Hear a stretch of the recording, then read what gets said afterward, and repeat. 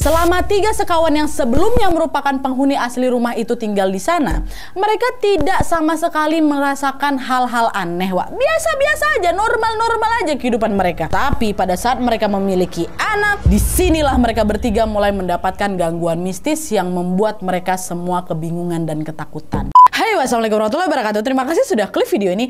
Oke, Wak, jadi di malam Jumat ini seperti biasa aku akan kembali menceritakan kisah horor Wawa yang udah masuk ke part 99.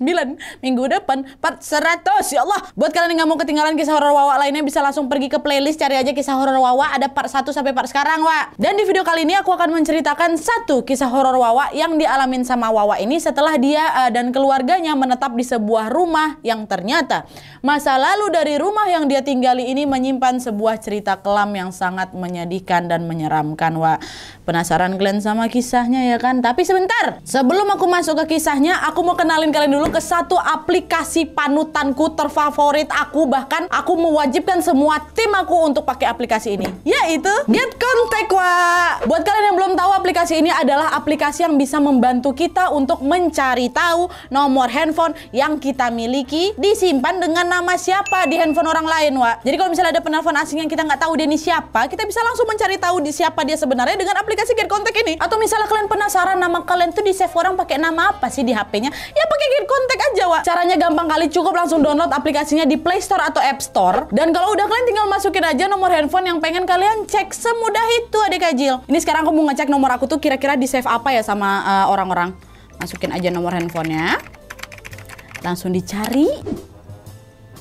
Tuh, Kak Nadia butuh donor AB. Aku dulu sempat mencari donor darah. Wah, not YouTubers, customer Nadia verified. Nadia Omara channel tuh banyak banget. Nadia Omara somase Mbak Nadia Virus Omara.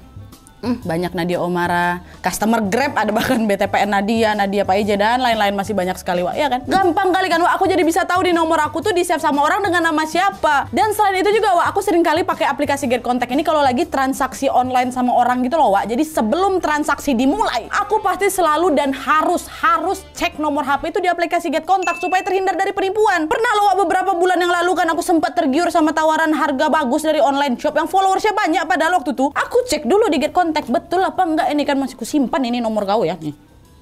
Ternyata kalian mau tahu hasilnya, aku masukin ya.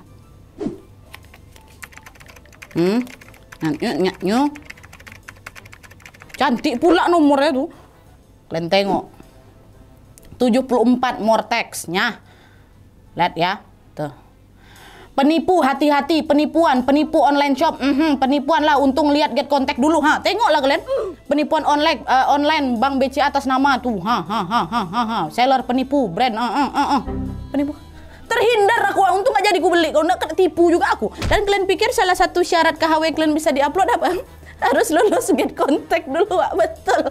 Mohon maaf nih ya, karena kalau memang gaibnya tidak bisa kubuktikan, paling tidak aku bisa tahu kalau narasumber aku nih legit, memang ada orangnya, memang dia yang ceritakan, banyak yang nge-save nama dia sesuai dengan nama yang dia kirim di emailnya kan, bukan nyamar kan. Jadi ya udah, biar sama-sama enak aja. Oh iya benar, kayak kisah ini nih namanya Vidi, tak cek ada nama Vidi di sini. Oh betul, Vidi mau bercerita, makanya gitu, biar sama-sama enak gitu kita ya kan, Wak. Makanya gitulah, setiap kali aku mau cek semua orang, semua nomor HP baik yang masuk di aku atau masuk di tim-tim aku, selalu kami cek pakai Get Contact. Itu adalah step utama dan pertama untuk membuktikan kelejitan seseorang yang hubungin kami, Wak. Tetap harus cek pakai Get Contact biar aman dan juga menghindari hal-hal yang tidak diinginkan.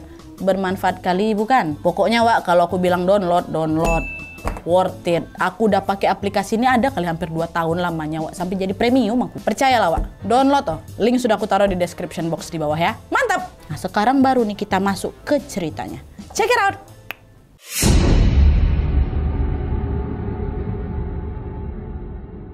Oke, Wak, jadi kisah kali ini datang dari Wawa aku yang namanya Vidi dari Lombok, Nusa Tenggara Barat. Halo Vidi, halo Lombok. Nah, jadi Wak, Vidi ini ingin menceritakan kisah horor tentang rumah tempat dia tinggal sampai sekarang yang diberi nama Rumah ketiga. Nah, jadi Wak ceritanya dulu sewaktu Vidi masih berusia 2 tahun, tepatnya di tahun 1990, Bapak Vidi ini membeli sebuah rumah yang ada di tepi lapangan besar di wilayah Lombok. Rumah ini Wak ada di deretan ketiga dari jalan, depannya lapangan. Waktu itu kata Bapak Vidi harganya lumayan sesuai kali lah sama budget tipisnya Bapak. Nah, dan di sini sebenarnya ada sekilas kisah tentang rumah ini Wak. Jadi sebenarnya di tepi lapangan besar itu dulunya memang ada 3 rumah. Sampai waktu rumah itu dibeli juga masih ada 3 rumah. Salah satunya rumah yang dibeli sama Bapak Vidi. Dan ketiga rumah ini Wak bentuknya sama persis, semua sama, tak pelok ketiplet. Yang membedakan tuh cuma warna catnya aja. Kebetulan rumah mereka yang dibeli oleh Bapak Vidi ini berada di deretan ketiga. Nah, ternyata Wak alasan kenapa rumah itu memiliki bentuk yang sama karena pemiliknya merupakan 3 sahabat karib, laki-laki semua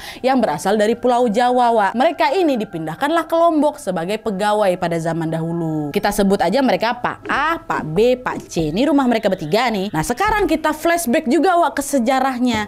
Jadi menurut cerita orang-orang dulu, kata Vidi, lapangan yang pada saat itu ada di depan rumah mereka itu adalah sebuah hutan dulunya yang dijadikan kuburan massal tentara asing. Entah itu antara Portugis atau Belanda, kata si Vidi. Tapi intinya dulu di sana pernah ada pertempuran gitu dan ada banyak korban yang meninggal dunia. Terus semuanya dikuburkan di hutan itu. Nah, lambat laun Wak seiring berjalannya waktu, hutan tadi pun beralih fungsi menjadi wilayah perkebunan dan juga persawahan. Barulah di sana 3 sekawan tadi tuh yang berasal dari Jawa datang ke tempat itu dan mereka bertiga sepakat untuk membeli lahan dan membangun rumah di tepi perkebunan tadi. Paham ya? Nah, pada saat membangun rumah itu Wak, kebetulan sekali mereka ini membeli lahan yang memiliki sumur di bagian belakang. Nah, melihat hal itu 3 sekawan ini pun merasa sangat-sangat beruntung karena mereka ya sama-sama tidak perlu mengeluarkan biaya lagi ya kan untuk sumber air. Nah, sejak saat itulah Wak mereka bertiga sepakat untuk membangun rumah yang sama persis. Yang membedakan tadi apa? Cuman warna cat rumahnya aja Wak. Udah dibangun nih, rumah A bangun, Pak B juga bangun, Pak C juga bangun. Terus Wak setelah bertahun-tahun tinggal di Lombok, mereka bertiga ini pun menikah dan memiliki anak. Tapi tidak lama setelah pernikahan mereka, Pak A sama Pak B meninggal dunia. Dan karena tinggal sendirian dan merasa kesepian tidak berada di dekat kedua sahabatnya lagi, Pak C pun langsunglah menjual rumahnya dan akhirnya bertemu sama bapaknya Vidi. Gitu Wak ya. Asik gitu lah Wak sedikit tentang sejarah atau latar belakang dari rumah 3 yang sama persis ini. Dah dibeli sama bapaknya Vidi kan. Nah, saat mereka pindah Wak, pada awalnya tidak ada sesuatu yang aneh dengan rumah ini. Saudara-saudara Vidi yang lain pun justru merasa sangat senang karena rumahnya ini luas Wak, luas sekali dan juga punya banyak kamar. Nah, tapi Wak ada satu tempat yang membuat keluarga Vidi ini agak risih gitu kalau berada di sana. Di mana? Di bagian belakang rumah, tepatnya di dekat sumur mereka. Entah kenapa pokoknya suasana waktu itu memang udah nggak enak kali Nat. Padahal kok dipikir-pikir ya, halaman belakang rumah tuh terbuka, terus tersambung pula Wak dengan halaman samping. Nanti langsung tembus ke depan gitu. Kebayang ya? Dan waktu itu juga belum dipasang atap. Jadi seharusnya kan nggak ada kesan-kesan menakutkan kan Nat? Karena memangnya terang benderang. Akan tetapi Wak sejak kecil Vidi dan saudara-saudara lainnya itu memang agak takut gitu lah kalau berada di sekitar sumur itu sendirian. Entah kenapa. Ingat Wak ya, spot yang agak nggak enak suasana di mana? Di sumur belakang. Nah, seiring berjalannya waktu Wak, pada saat Kak Vidi ini sudah bertambah besar dan sudah duduk di bangku SD, Kak Vidi ini jadi sering bermain ke rumah bekas rumah Pak A sama Pak B yang memang masih kosong tuh loh Wak. Dan sejak bermain ke sanalah Vidi ini sadar ternyata letak sumur di 3 rumah itu sama persis kayak di rumah dia, yaitu berada di bagian belakang sebelah kiri. Ukurannya sama, bentuk-bentukannya pun sama. Tapi karena waktu itu Vidi ini masih kecil ya, dia nggak terlalu mikir terlalu jauh, ya udah memang ada sumur di sini macam mana. Sampai akhirnya Wak ketika Vidi ini berusia 10 tahun, Vidi ini baru sadar kalau ternyata di masing-masing sumurnya rumah Pak A, rumah Pak B ada coretan gambar di tembok sumurnya Wak. Kemungkinan gambar-gambar itu dibuat oleh anak-anak kecil karena memang tidak terlalu bagus. Nah, di sumur rumah pertama, which is rumah Pak A, di tembok sumurnya itu ada gambar satu sosok perempuan berambut panjang, macam baru keluar gitu dari bagian sumur. Itu gambarnya di sumurnya Pak A. Nah, keesokan harinya Vidi main lagi nih ke rumah sebelah, yakni rumah kedua atau rumahnya Pak B. Dan waktu itu juga Vidi melihat ada gambar di tembok belakang rumah kedua. Gambarnya tuh ya sama-sama agak gimana gitu Wak, yaitu ada satu sosok berbadan besar yang memiliki kepala tuh berukuran jauh lebih besar dari badannya. Terus jari-jarinya ini memiliki kuku yang sangat panjang Wak. Itu di gambar kedua. Dan sampai pada saat itu pun Vidi masih nggak terlalu peduli, masih kecil lah dia. Tapi aku nampak waktu kecil tuh di sumurnya Pak A ada gambar cewek kayak mau keluar dari sumur. Di tembok belakangnya Pak B ada sosok kukunya panjang, kepalanya besar.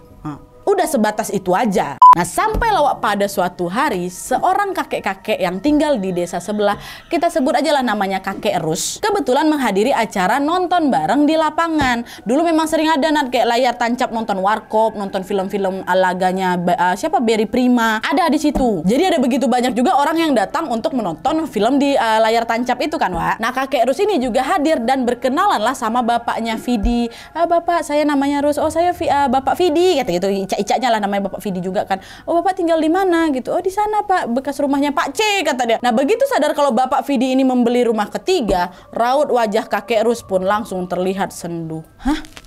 Kamu beli rumah Pak C? Rumah ketiga itu? Duh, itu kata Kakek Rus, Wak. Itu penasaran Bapak kan? Emangnya kenapa Pak? Katanya. Nah, baru lawak di sini akhirnya Kakek Rus pun menceritakan sebuah kisah yang selama ini menjadi misteri. Jadi, Wak, rupanya selama 3 sekawan yang sebelumnya merupakan penghuni asli rumah itu tinggal di sana, mereka tidak sama sekali merasakan hal-hal aneh, Wak. Biasa-biasa aja, normal-normal aja kehidupan mereka. Tapi pada saat mereka memiliki anak, disinilah mereka bertiga mulai mendapatkan gangguan mistis yang membuat mereka semua kebingungan dan ketakutan. Kita mulai dari Pak A, Wak, ya. Jadi pada saat Pak A ini memiliki anak pertama, Pak A tuh jadi sering merasakan sesuatu yang aneh di halaman belakang, tepatnya di tempat sumur mereka berada. Seringkali Pak A ini menemukan anaknya yang baru berusia 2 tahun, Wak, bermain dia sendirian di dekat sumur tuh. Dan gak jarang juga Pak A ini mendengar anaknya itu tertawa saat sedang bercanda dengan seseorang, padahal gak ada orang lain. Nah, sementara itu istrinya Pak A, kita sebut aja lah Ibu A, juga merasakan hal yang aneh, di mana beliau ini sering sekali mendengar suara samar-samar pada saat Ibu A ini pergi ke kamar mandi. Pokoknya adalah suara kayak suara siapa gitu. Nah, puncaknya adalah ketika pada saat mereka bertiga, Ibu A, Bapak A, sama anaknya ini lagi asik nonton TV di ruang tamu sampai tertidur. Saat terbangun, Ibu A langsung berteriak histeris karena apa? Putranya tidak ada dalam dekapannya. Bapak, mana anak kita kok hilang? Gak ada di pelukan ibu. Bapak, cari anak kita hilang, katanya kan. Nah, mereka yang panik pun langsung mencari ke segala kamar, Wak, namun tidak menemukan anak mereka sama sekali. Bahkan mereka ini sampai ngecari keluar rumah loh. Dicarinya ke rumah kedua sahabatnya Pak B sama Pak C. Siapa tahu anak mereka memang keluar, meskipun hal itu mustahil karena gerbang udah dikunci, semua pintu terkunci rapat. Macam mana anakku bisa buka kunci? Nah, mendengar kabar anak Pak A ini hilang, kedua sahabatnya Pak B, Pak C pun juga ikutan panik dan mencari ke semua tempat. Anehnya, Wak, tidak lama kemudian mereka justru menemukan anak Pak A ini sedang berjalan sendirian di halaman belakang rumahnya Pak A. Padahal sebelumnya Pak A sudah mencari ke setiap bagian rumah, di dalam, di luar, dekat sumur tuh udah clear mereka cek, Wak, tapi nggak ada anaknya di sana. Tapi entah kenapa tiba-tiba anaknya malah muncul dari halaman belakang. Dan sejak kejadian itu Ibu A ini jadi kayak nggak tenang, jadi agak stres dia, Wak. Akhirnya udah Ibu A dan anaknya ini pun dipulangkan ke Jawa untuk sementara waktu biar bisa menenangkan diri. Sedangkan Pak A tetap berada di Lombok karena pekerjaannya. Mulai dapat gangguan tuh Pak A. Nah, terus Wak, kejadian serupa juga dialamin sama Pak B dan istrinya Ibu Pak B. Ibu B. Yang waktu itu Ibu B ini baru aja melahirkan. Pada saat itu Wak, Ibu B ini jadi sering dibuat terbangun gitu loh malam hari. Gegara apa? Gegara beliau mendengar suara pintu belakang tuh macam digedor-gedor orang ngamuk, Wak. Buar kencang kali. Dan setelah diperiksa berkali-kali ya nggak ada siapapun di belakang. Terus kejadian aneh lainnya juga mulai dirasakan sama bayinya mereka yang tidak berhenti menangis selama 3 hari penuh, Wak. Bayi mereka ini selalu berteriak dan tidak pernah tidur pula selayaknya bayi pada umumnya. Dan salah satu dukun menyarankan agar bayi itu pun dibawa pergi dari rumah itu untuk sementara waktu karena katanya ada penghuni rumah itu yang suka mengganggu bayi mereka. Nah, karena takut terjadi sesuatu sama bayinya kan, Pak B pun akhirnya mengirimkan istri dan anaknya pulang ke Jawa dan dia pun tinggal sendirian di sana seperti kawannya Pak A. Nah, kalau Pak C gimana, Nat? Pak C itu gangguannya agak lebih slow gitu, nggak terlalu ekstrim macam mereka berdua. Pak C itu mengaku, ini aku tanya lagi sama si Vidi kan, kalau Pak C apa gangguannya? Pak C itu cuma sekedar dicolek-colek aja kakinya kalau lagi tidur. Udah itu aja. Pak C nggak dipulangin ya istri dari sana, tetap di situ dia. Nah, sampailah pada suatu hari, Wak, Pak A yang tadinya baik-baik aja setelah tinggal sendirian lagi, tiba-tiba saja pada suatu hari beliau ini mulai menunjukkan gejala-gejala tidak biasa gitu.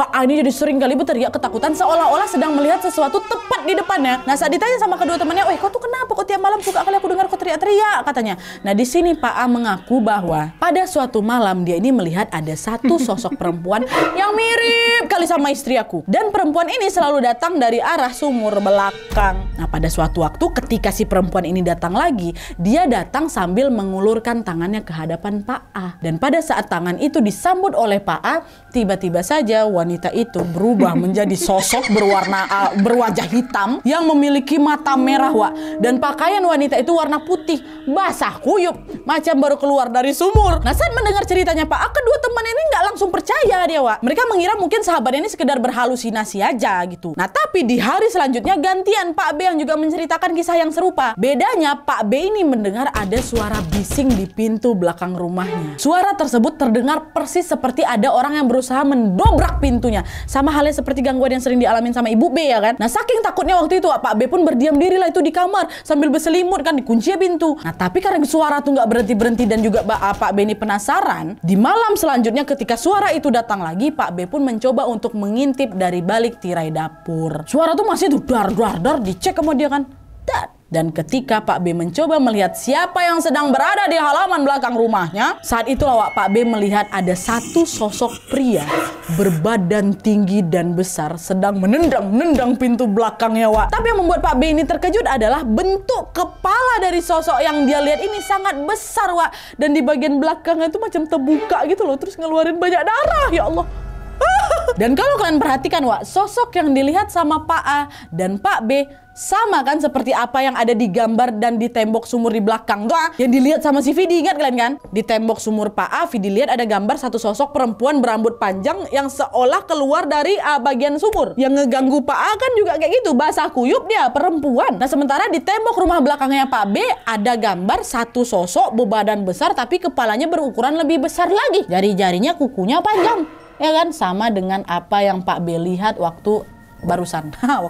Iya. Nah, dari peristiwa-peristiwa aneh itulah, Wak, yang akhirnya membuat Pak A dan Pak B pun sepakat untuk mencari orang pintar untuk memeriksa rumah mereka. Dan kakek Erus ini adalah salah satu dukun yang pernah dimintai tolong oleh 3 sekawan, Wak. Kakek Erus yang samperin Bapak Vidi, ingat kalian kan? Itu salah satu dukun mereka. Nah, tapi Wak, dari semua dukun-dukun yang disuruh memeriksa rumah mereka ini, semuanya pada menyerah karena mereka ini justru balik diteror setelah balik dari rumah mereka berdua. Bahkan kata kakek Erus, Wak, ya, ada salah satu dukun yang sampai meregang nyawa secara tiba-tiba di rumahnya setelah 3 hari pulang dari rumah mereka. Entah kebetulan apa enggak, wallahualam nih. Dan pada saat itu kakek Erus mengaku saat beliau ini dimintai tolong oleh Pak A dan Pak B, kakek Erus ini hanya menyarankan agar 3 sekawan ini untuk sekedar meminta izin dan meminta para jin ini supaya pindah dengan cara baik-baik, macam dilakukan syukuran atau tahlilan lah gitu kan, Wak. Nah, karena ternyata sebelum mereka membeli lahan itu, sejak lama lahan itu pun sudah lama dikosongin dan dijadikan rumah oleh para bangsa jin. Ditambah lagi pada saat mereka membangun rumah di sana, mereka bertiga itu seperti tidak melakukan ritual-ritual terlebih dahulu tuh loh, Wak, kata kakek Erus. Nah, mendengar masukan dari kakek Erus, mereka pun mencoba menurutinya, Wak. Ibaratnya semua cara yang disarankan dukun-dukun itu dilakukan sama mereka, tapi tetap aja gangguan tuh gak kunjung menghilang, malah makin parah lagi, Wak. Pernah terpikir bagi mereka itu untuk udahlah dijual aja lah rumah tersebut. Namun mereka mengurungkan niat mereka kembali karena mereka ya udah teringat-ingat lagi lah, Wak, sama kenangan dan jerih payah mereka pada saat membangun rumah ini bersama-sama, ya kan? Ih, nggak usah lah, Wak, sayang rumah nih, sama-sama kita bangun, udahlah kita cari aja jalan keluarnya gitu. Nah, sampailah, Wak, pada suatu hari ada seorang dukun yang dimintai tolong oleh mereka. Kita sebut aja lah namanya kakek Sukmo ya. Dengan percaya diri, kakek Sukmo ini mengatakan bahwa dia akan mengusir para jin penunggu sumur itu. Kakek Sukmo mengatakan kepada 3 sekawan, dah. Tenang. Selama ada saya, kalian bertiga nggak perlu khawatir. Saya mampu mengatasi hal ini. Saya yang ngusir sendirian pun bisa, gampang kalian ya, tenang kalian, kata kakek Sukmo. Dan pada saat itu kakek Sukmo pertamanya hanya meminta 3 sekawan ini untuk mengadakan acara di rumah sambil mengundang semua tetangga. Acaranya ini bukan acara pengajian tapi, Wak, melainkan kayak acara kumpul-kumpul gitu aja, sambil disuruh memainkan radio dengan volume yang kencang. keras, tinggi. Kakek Sukmo menyuruh mereka melakukan hal itu dengan maksud ingin memberitahu makhluk-makhluk gaib bahwa 3 sekawan inilah penghuni sesungguhnya, bukan makhluk-makhluk gaib dari dunia lain itu. Udah kalian kencang-kencangin aja volumenya, kan kalian penghuni sebenarnya, bukan mereka. Nggak usah takut, dah nyalain, kata si kakek Sukmo nih. Dan selain itu, cara kedua yang dilakukan oleh kakek Sukmo adalah menyuruh Pak A dan Pak B untuk meludahi masing-masing sumur mereka sebagai pertanda bahwa merekalah yang berkuasa di rumah ini. Pak C enggak memang, Wak, karena Pak C enggak dapat gangguan yang ekstrim. Yang kepanikan Pak A sama Pak B.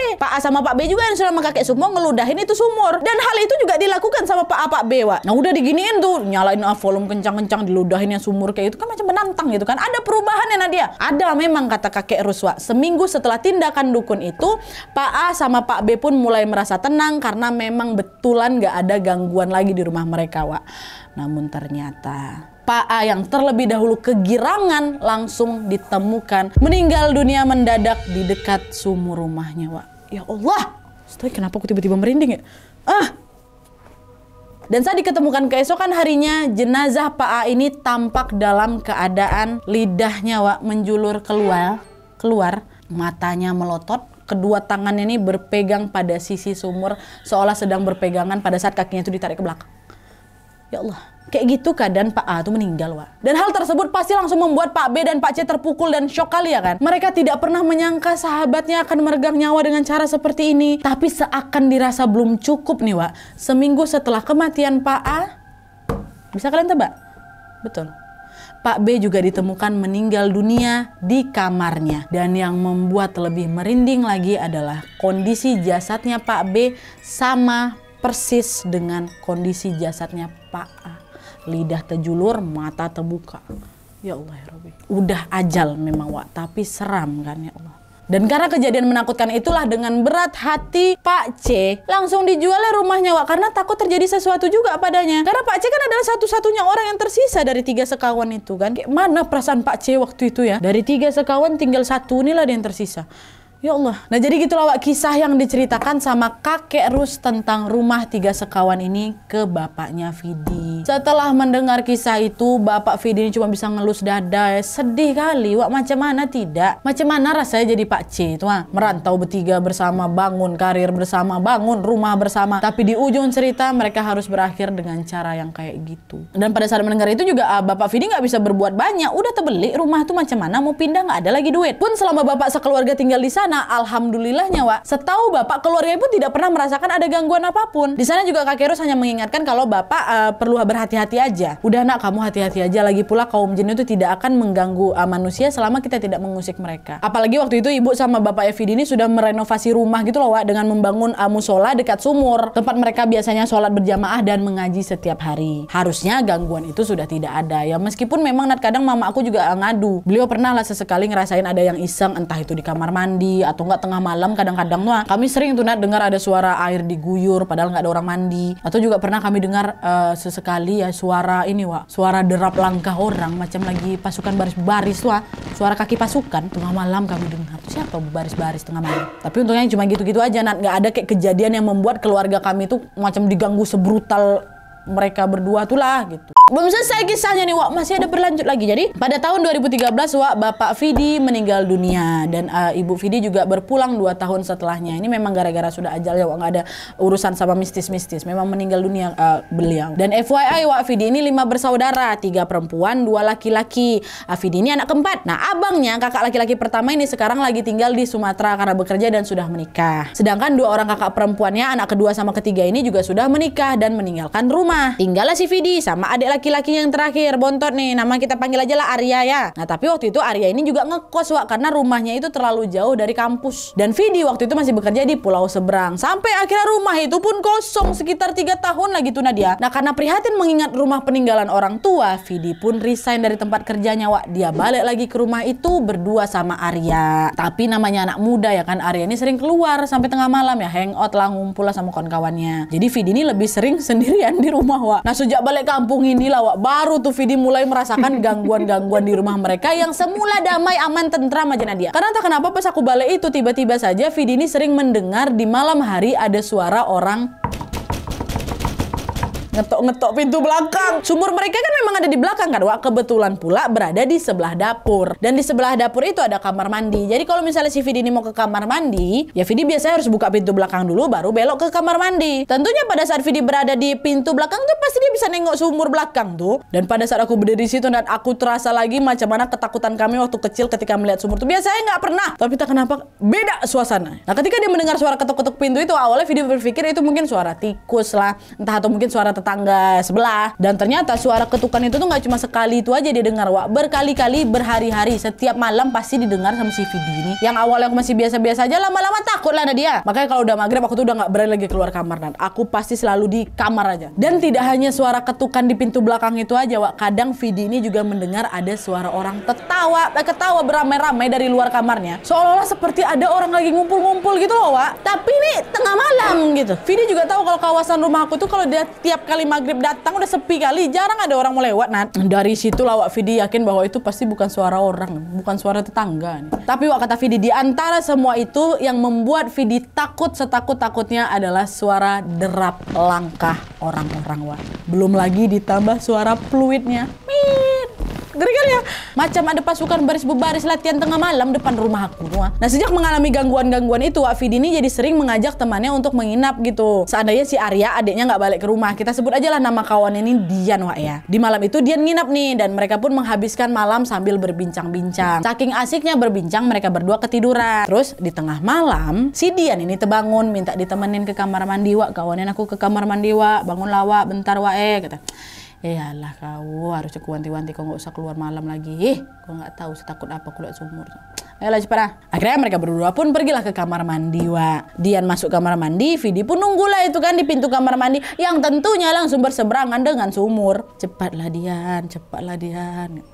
Waduh, ada sumur nih pula. Gak lama kemudian Dian keluar, Wak. Dian keluar dengan wajah yang basah. Ternyata Dian berwudu karena Dian ini mau menunaikan sholat malam. Mau sholat malam kau? Ikutlah aku bentar, aku ambil wudu juga ya, kata Vidi kan. Vidi gantian lah, ambil wudu, udah selesai, keluar kamar mandi. Nah, di sebelah kamar mandi itu ada macam lorong sempit gitulah yang cuman cukup satu orang aja yang lewat. Nah, pada saat Vidi ini mau balik ke kamar setelah keluar dari kamar mandi, langkah Vidi ini tiba-tiba tertahan, Wak. Ketika matanya secara langsung menangkap ada satu sosok yang sedang duduk di ujung lorong sempit. Sosok itu lagi duduk kan, Wak, rambutnya panjang dan hanya bagian belakang aja, Wak, yang ketengok tuh. Napas nengok itu.